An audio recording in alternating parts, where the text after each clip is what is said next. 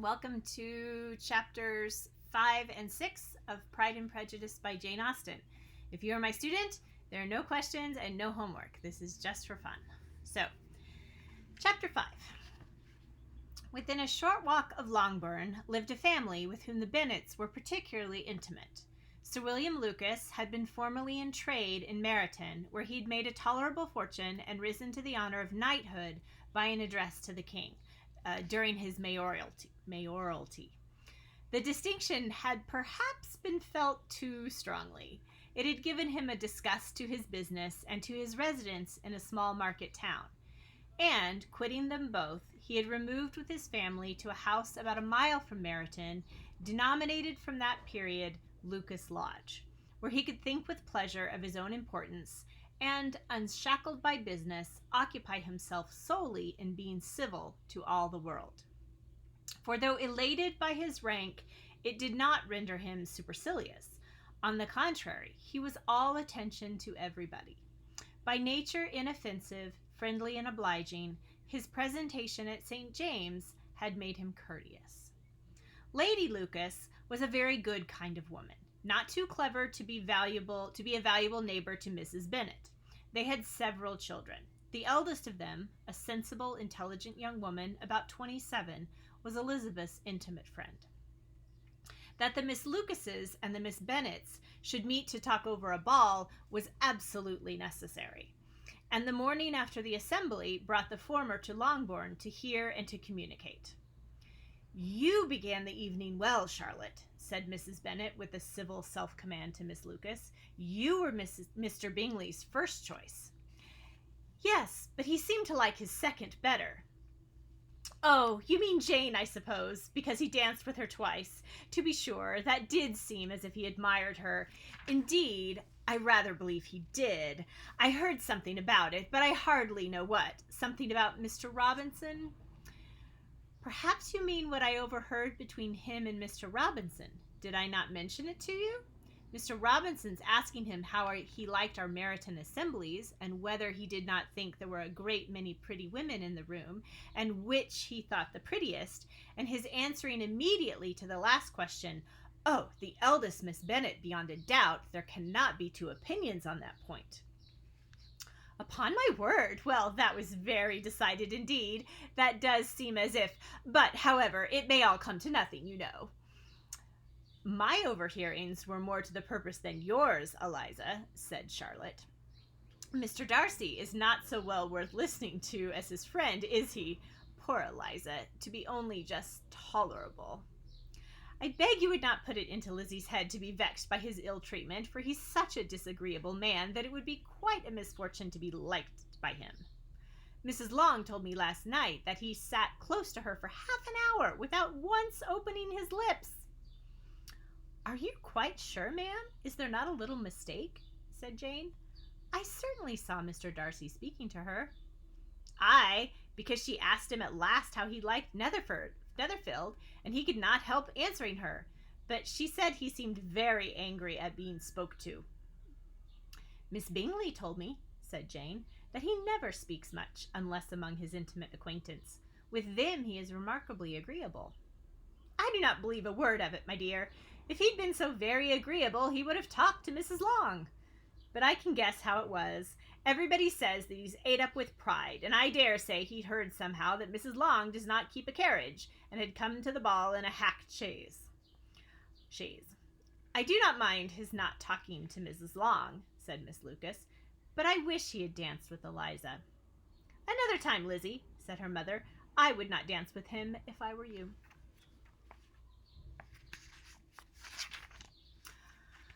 "I believe, ma'am, I may safely promise you never to dance with him."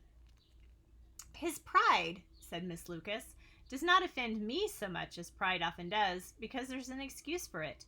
One cannot wonder that so very fine a young man, with family and fortune and everything in his honor, should think highly of himself. If I may so express it, he has the right to be proud." "That is very true," replied Elizabeth, "and I could easily forgive his pride if he had not mortified mine."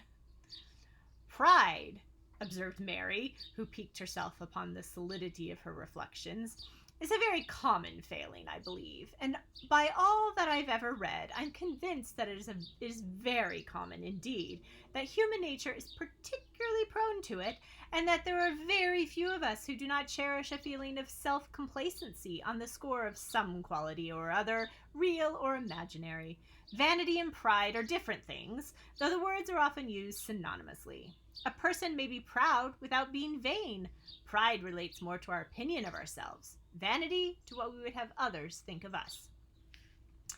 "If I were as rich as Mr. Darcy," cried a young Lucas who came with his sisters, "I should not care how proud I was. I would keep a pack of foxhounds and drink a bottle of wine every day." "Then you would drink a great deal more than you ought," said Mrs. Bennet, "and if I were to see you at it, I should take away your bottle directly." The boy protested that she should not. She continued to declare that she would, and the argument ended only with the visit. Chapter 6. The ladies of Longbourn soon waited on those of Netherfield. The visit was returned in due form. Miss Bennet's pleasing manners grew on the goodwill of Mrs. Hurst and Miss Bingley, and though the mother was found to be intolerable, and the younger sisters not worth speaking to, a wish of being better acquainted with them was expressed towards the two eldest. By Jane this attention was received with the greatest pleasure, but Elizabeth still saw superciliousness in their treatment of everybody, hardly excepting even her sister, and could not like them, though their kindness to Jane, such as it was, had a value as arising in all probability from the influence of their brother's admiration. It was generally evident, whenever they met, that he did admire her, and to her it was equally evident that Jane was yielding to the preference which she had begun to entertain for him from the first, and was in a way to be very much in love. But she considered with pleasure that it was not likely to be discovered by the world in general, since Jane united with great strength of feeling, a composure of temper, and a uniform cheerfulness of manner, which would guard her from the suspicions of the impertinent. She mentioned this to her friend, Miss Lucas. "It may perhaps be pleasant," replied Charlotte, "to be able to impose on the public in such a case, but it is sometimes a disadvantage to be so very guarded. If a woman conceals her affection with the same skill from the object of it, she may lose the opportunity of fixing him, and it will then be but poor consolation to believe the world equally dark. There is so much of gratitude or vanity in almost every attachment that it is not safe to leave any to itself. We can all begin freely. A slight preference is natural enough, but there are very few of us who have heart enough to be really in love without encouragement. In 9 cases out of 10, a woman had better show more affection than she feels. Bingley likes your sister, undoubtedly, but he may never do more than like her if she does not help him on." "But she does help him on, as much as her nature will allow. If I can perceive her regard for him, he must be a simpleton indeed not to discover it too. Remember, Eliza, that he does not know Jane's disposition as you do." "But if a woman is partial to a man, and does not endeavor to conceal it, he must find it out." "Perhaps he must, if he sees enough of her. But though Bingley and Jane meet tolerably often, it is never for many hours together, and as they always see each other in large mixed parties, it is impossible that every moment should be employed in conversing together. Jane should therefore make the most of every half hour in which she can command his attention. When she is secure of him, there will be leisure for falling in love as much as she chooses." "Your plan is a good one," replied Elizabeth, "where nothing is in question but the desire of being well married, and if I were determined to get a rich husband, or any husband, I dare say I should adopt it. But these are not Jane's feelings. She is not acting by design. As yet she cannot even be certain of the degree of her own regard, nor of its reasonableness. She has known him only a fortnight. She danced 4 dances with him at Meryton. She saw him one morning at his own house, and has since dined in company with him 4 times. This is not quite enough to make her understand his character." "Not as you represent it. Had she merely dined with him, she might only have discovered whether he had a good appetite, But you must remember that 4 evenings have been also spent together, and 4 evenings may do a great deal. Yes, these 4 evenings have enabled them to ascertain that they both like Vintgun better than commerce, but with respect to any other leading characteristic, I do not imagine that much has been unfolded. Well, said Charlotte, I wish Jane success with all my heart, and if she were married to him tomorrow, I should think she had as good a chance of happiness as if she were to be studying his character for a 12-month. Happiness in marriage is entirely a matter of chance. If the dispositions of the parties are ever so well known to each other, or ever so similar beforehand, it does not advance their felicity in the least. They always continue to grow sufficiently unlike afterwards to have their share of vexation, and it is better to know as little as possible of the defects of the person with whom you are to pass your life. You make me laugh, Charlotte, but it is not sound. You know it is not sound, and you would never act this way yourself. Occupied in observing Mr. Bingley's attentions to her sister, Elizabeth was far from suspecting that she was herself becoming an object of some interest in the eyes of his friend. Mr. Darcy had at first scarcely allowed her to be pretty. He had looked at her without admiration at the ball, and when they next met, he looked at her only to criticize. But no sooner had he made it clear to himself and his friends that she had hardly a good feature in her face than he began to find it was rendered uncommonly intelligent by the beautiful expression of her dark eyes. To this discovery succeeded some others equally mortifying. Though he had detected with a critical eye more than one failure of perfect symmetry in her form, he was forced to acknowledge her figure to be light and pleasing, and in spite of his asserting that her manners were not those of the fashionable world, he was caught by their easy playfulness. Of this she was perfectly unaware. To her he was only the man who made himself agreeable nowhere, and who had not thought her handsome enough to dance with. He began to wish to know more of her, and as a step towards conversing with her himself, attended to her conversation with others. His doing so drew her notice. It was at Sir William Lucas's, where a large party were assembled. "What does Mr. Darcy mean," said she to Charlotte, "by listening to my conversation with Colonel Forster?" "That is a question which Mr. Darcy only can answer. But if he does it any more, I shall certainly let him know that I see what he is about. He has a very satirical eye, and if I do not begin by being impertinent myself, I shall soon grow afraid of him." On his approaching them soon afterwards, though without seeming to have any intention of speaking, Miss Lucas defied her friend to mention such a subject to him, which immediately provoking Elizabeth to do it, she turned to him and said, "Do you not think, Mr. Darcy, that I expressed myself uncommonly well just now when I was teasing Colonel Forster to give us a ball at Meryton?" "With great energy, but it is a subject which always makes a lady energetic."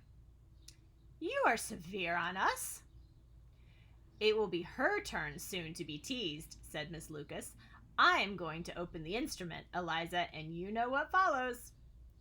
"You are a very strange creature by way of a friend, always wanting me to play and sing before anybody and everybody.